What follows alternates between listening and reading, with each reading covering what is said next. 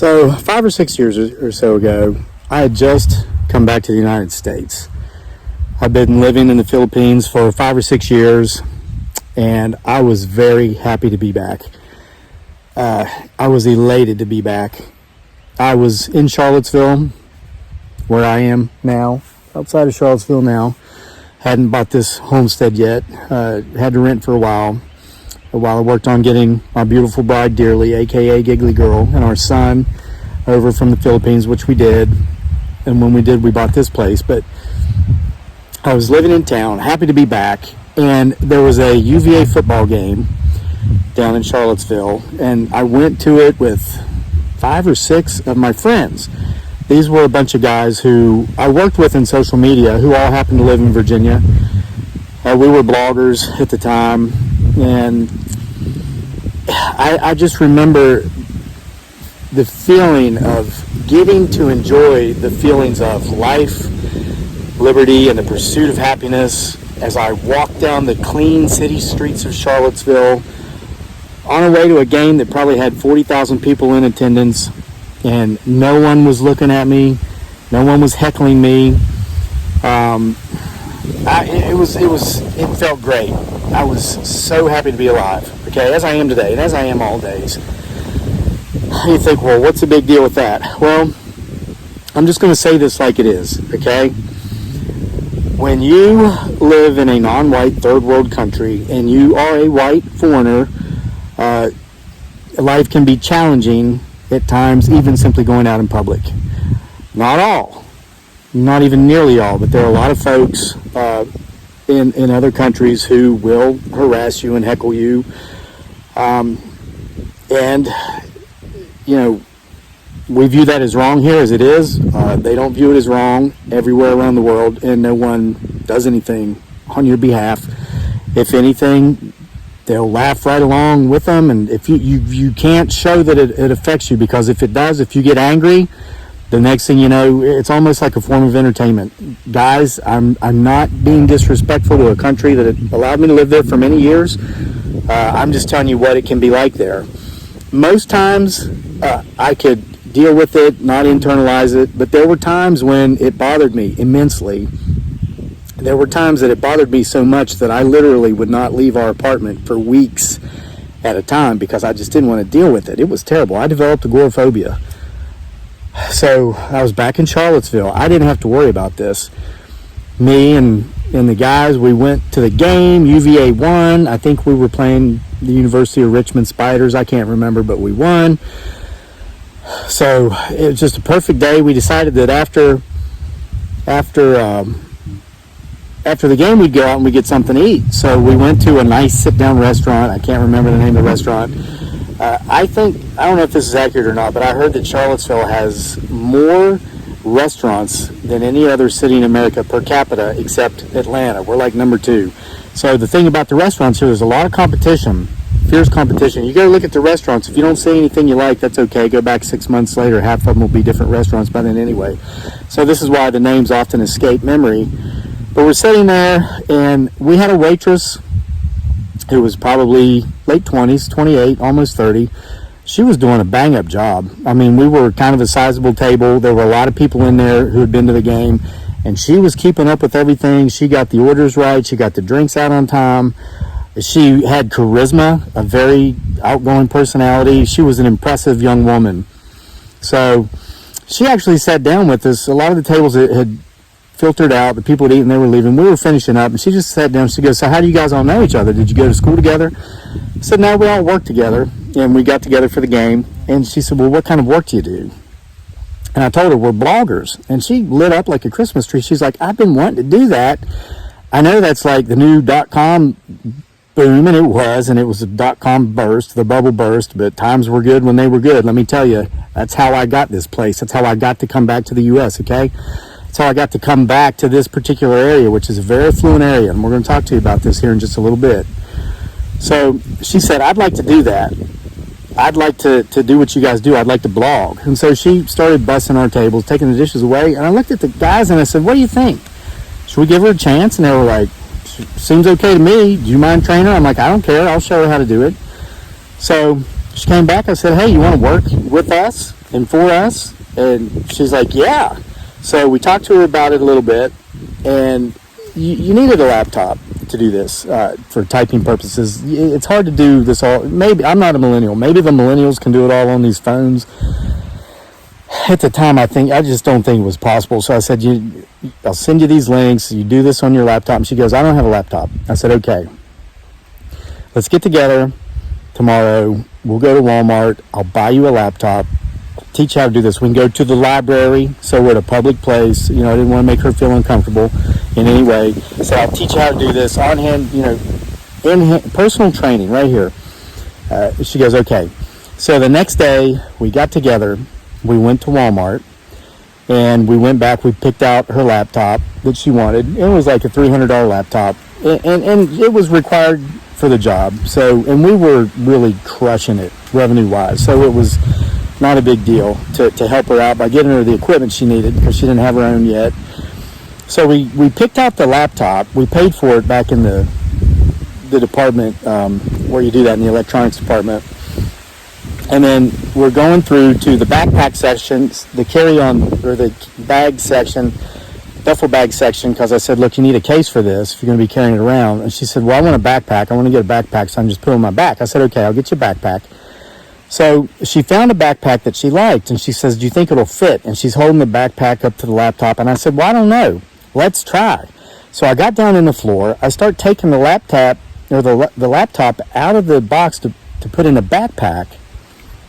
Laptop, backpack, say that 3 times fast. So she goes, oh my God, Kevin, what are you doing? I said, I'm making sure that this laptop fits in this backpack before we buy it so we don't waste our money. She's like, you can't do that here.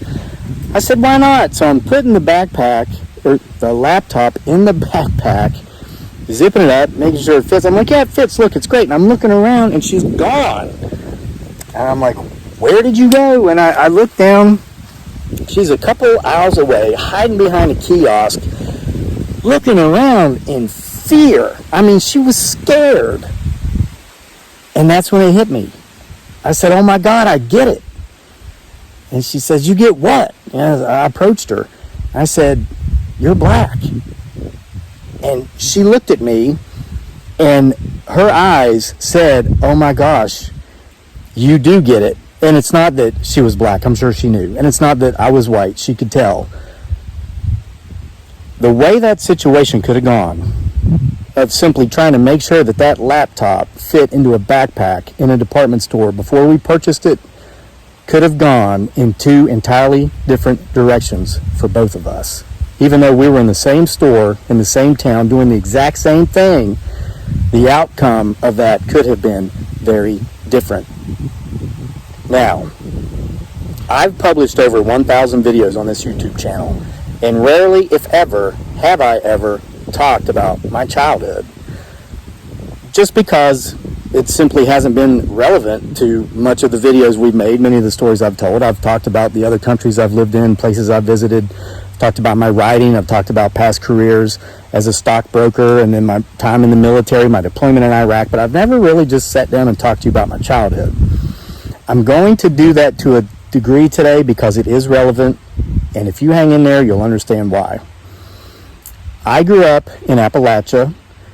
I spent most of my childhood, or a good portion of it, living in a mobile home in mobile home courts, trailer parks. Both of my parents quit high school. Both of my parents worked hard. My father, who worked in a lumber mill, is the hardest working man I have ever known. My mother, who worked hard raising 4 children at home, worked harder than any woman I've ever known. And she had a job that gets the least amount of respect in our society, being an at-home mother. It's the hardest job with the least respect. And as of this recording, we're going through this COVID-19 mess. I think a lot of people are realizing that now that they've been stuck home with their kids for a lot longer than they ever have been.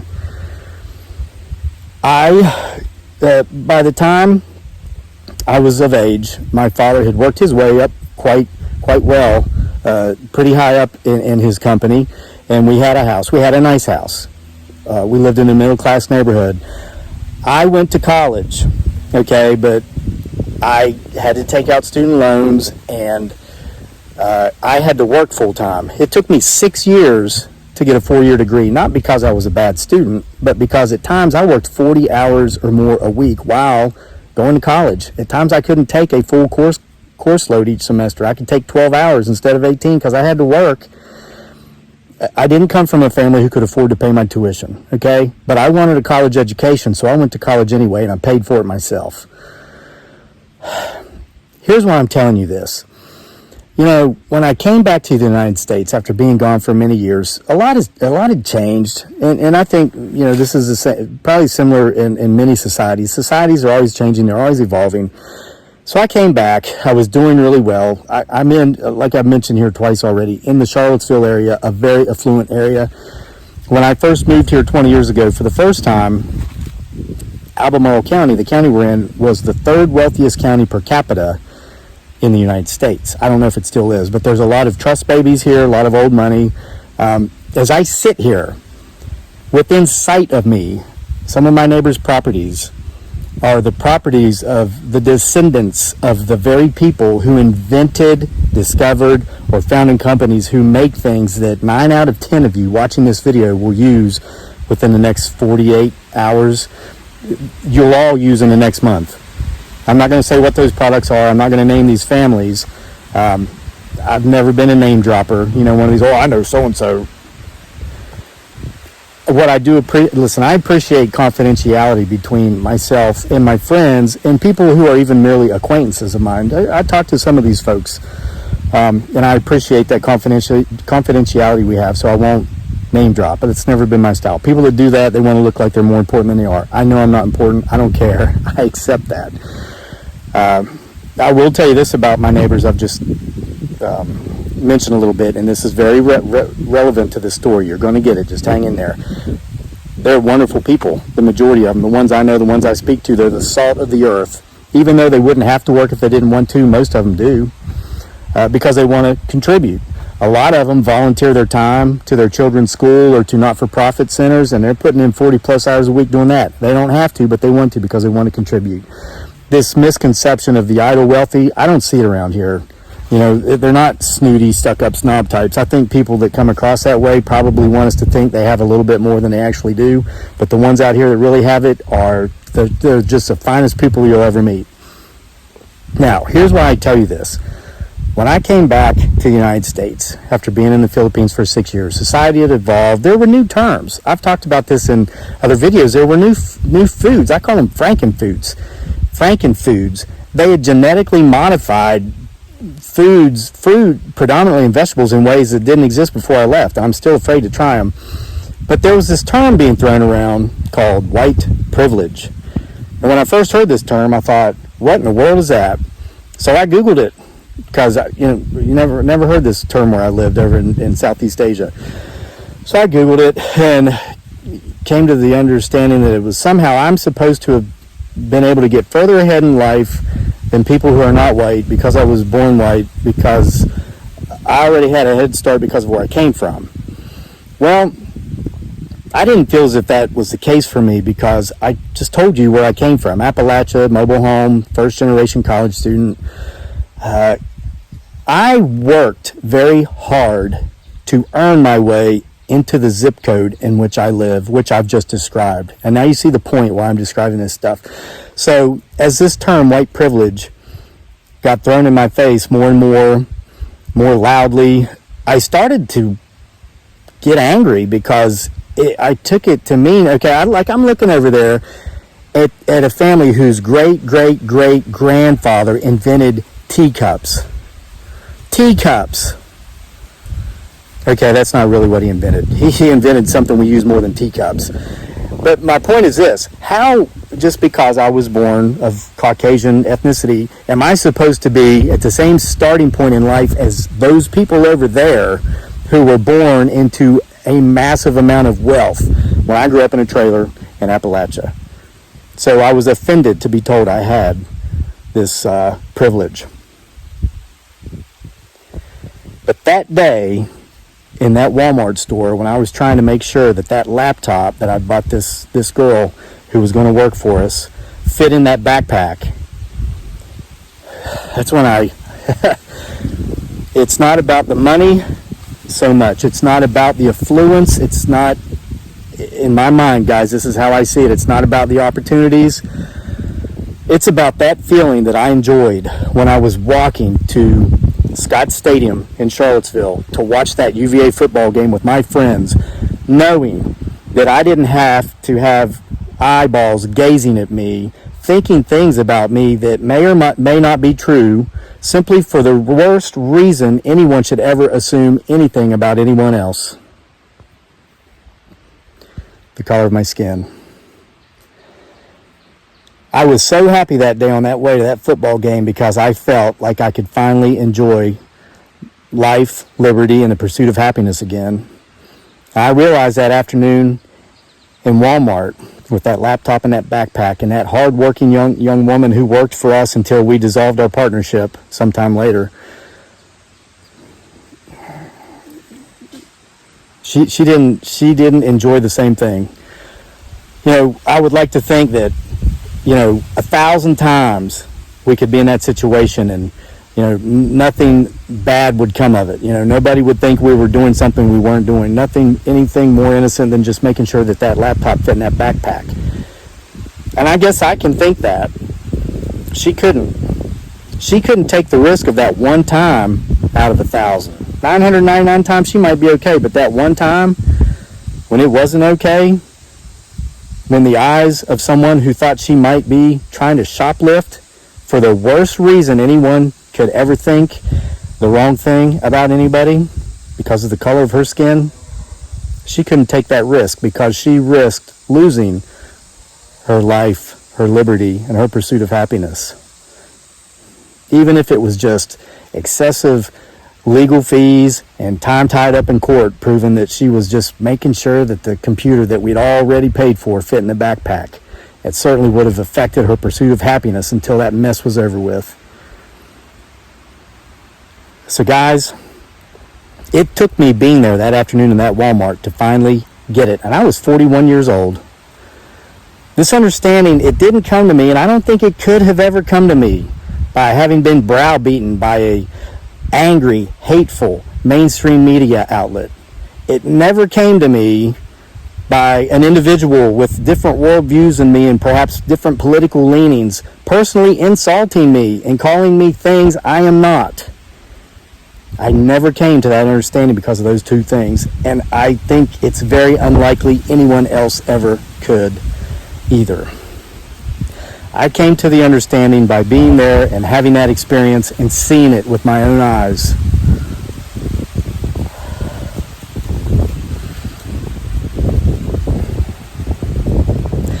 I'm not going to go spray paint any government buildings. I don't feel like doing that. That's not my way.